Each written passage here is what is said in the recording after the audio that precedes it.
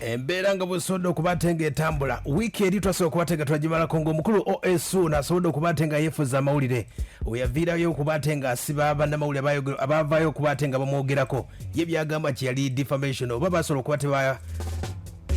bayogera ebigambo ebitakwatagana naye byakkiririza mu mbeera etaali nnyangu wadde n'akamu era wiiki eno O.S Suuna ayagadde okubatenga alemerako wabula ng'amawulire ga Nubian League gasobodde okubatenga geefuze YouTube yonna amawulire gonna agatambula O.S Suuna era alina kaleesewulira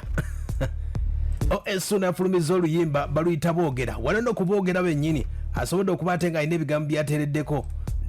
wano no wasobodde okubatenga aviiriddeyo n'abategeeza nti bangi bali banjogerako nti O.S Suuna lwaki sivaayo music wange aganye okubatenga avaayo agambye nti abaana basobola okuba tebaleeta ekiboozi kino ekyogamba nti O.S Suuna n'ebyasibisizza abalezi bano bakeizi bawako mako bonna agamba nti ensonga zonna zava mbannaffe aba Goodlife obuzibu bwava ku luyimba lwe bayita nakudata mbwera nakudata oluyimba olwo basobola okubatenga batabuka abaana okuli radio ne Weasel ne basobola okubatenga baleeta ekiboozibozi nga bagamba nti omukulu gwe bayita O.S Suuna aloga ba Moses radio mu mbeera eyo era ategeeza nti ensonga zonna zaali za luyimba nakudata era nga agamba nti n'oluyimba olu nakudata awadi yamenyeka n'okumenyeka olw'embeera nti radio ne Weasel baali bagikayanira bino si byange O.S Suuna balangirira ku data ya song of the year nze nali ntudde okumpimpi kozi uchamuka nenziruka kati amadala gaali ageno n'ageno nze nayita eno ba radio ne bayita eno nze mpita ne manager wange Moshi katugenda okutuuka ku siguni nze nasoga oli yasooka gwe yawa kati ekyaba era yakola edinjina naye yatikako bwe twadde manje okujja kukizabe efaananyi saabakiriza nabamanya nti bano bamafia kati mukujika ndi bamanyi kyatadde emyende tugenda okulwana nayo kika neyasaaka njikwakulawo nenzuka nemba ye mukulu oyo O.S Suuna era ategeeza nti tebyali byangu nnyo omwaka gwa 2006 nga bawangudde awadi eyo gye bayita nakudata oluyimba lwasobola okubatenga lwasinga ebiseera ebyo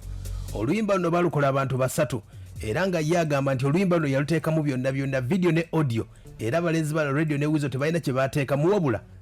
baagabana ssente abula O.S Suuna omuntu futi bamwogerako yasiri proud ogera bino netujjayo nembagamba mutwale milioni ziri ebbiri ezitambulirako ezigirako alongside mundekere kino ekigiraasi ndikirabako ndimanya nti kola baradio yali time yaabwe yakufuna era nze ngamba nnyo abantu seewaanira munze naleeta baradio nga katonda alina kunoonya nti ye mukulu O.S Suuna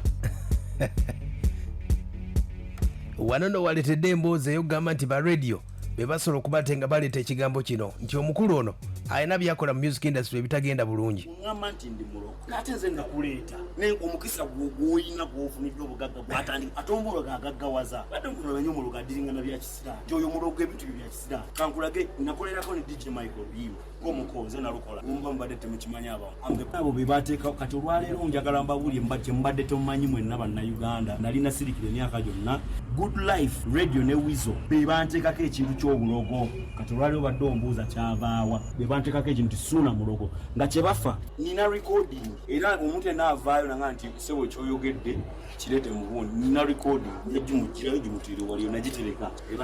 era naliko ku radio era nenkola ne recording eyo ng'oli ayogedde kitegera bulungi ate yetakyajjukira era ayinza kwekakasa okutaddeko ekimizi ekirina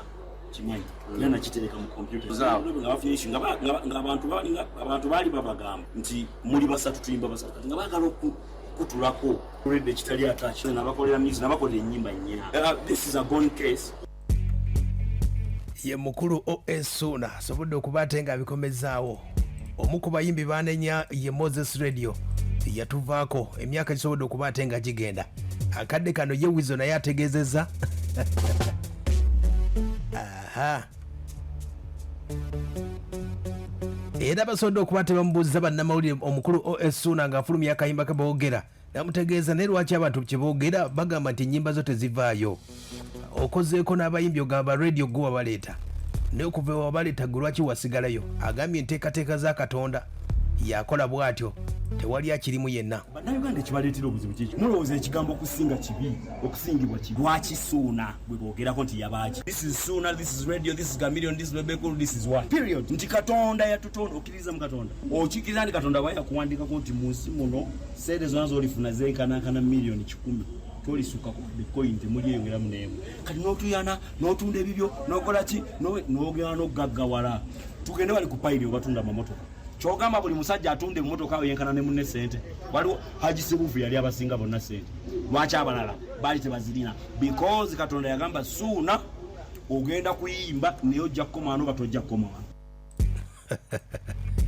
Owulidde Suuna bwe yeegumya abagamba nti lwaki tavaayo Katonda weesobola okuba ate nga amukomya. Era ategeeza nti abayimbi bonna abagamba nti bagenda mu boycotting oba music we obutaddamu kkubibwa. Ategeezezza bw'ati nti agenda kulwanira ye ku YouTube oba. Ekigambo kungoba kyogambye kankyogerera ku mutimbagano seetaaga media. Oba toyagala kunjogerako ndeka. Seetaaga media nkiddamu ogwokutaano bw'oba toyagala kunjogerako. Kuba bw'ononjogerako ekintu n'oyongerako erinnya lyange omula n'oteekawo ekifaananyi kyange ngenda kukusiba. Buli w'obeera wali n'onjogerako akawunti yange egendako ssente okakasa. Bw'okimanyi nti ssaawa zino kati okusiza ku weevu eriwo. YouTube channel yo kati ku bwa Suuna bwange benyimiridde. Views obadde ofuna 2,000 ofuna 2 oba oyagala kikkiriza oba oyagala kigaana.